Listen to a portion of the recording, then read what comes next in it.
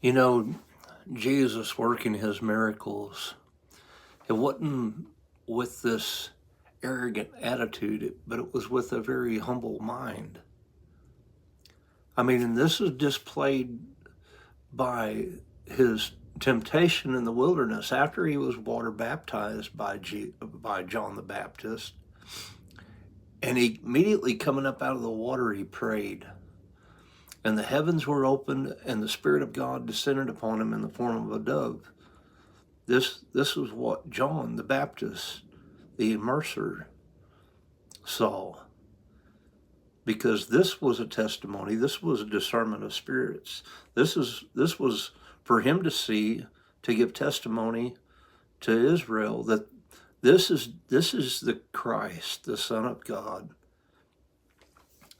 And when he went into the wilderness, one of the things that he was tempted with was the lust of the eyes, the lust of the flesh, and the pride of life.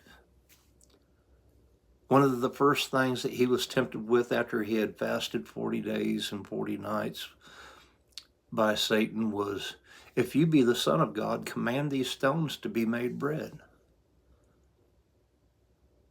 And Jesus' response was, man shall not live by bread alone, but by every word that proceeds from the mouth of God. Because to do it within that attitude would be the pride and arrogance, which is against the righteousness of God. God resists the proud. So upon that note, when Jesus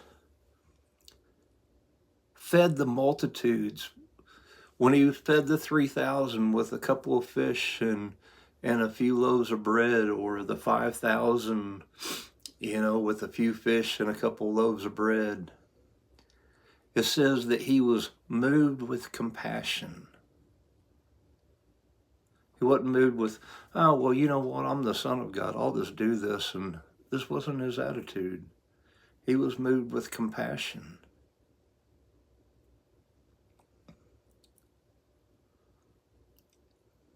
I mean, so we need to keep, this is what Paul was saying in Philippians. He says, let this mind be in you, which was also in Christ Jesus,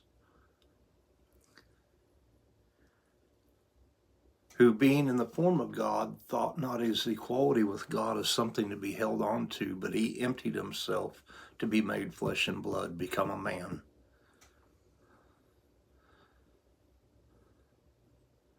We need to understand the truth.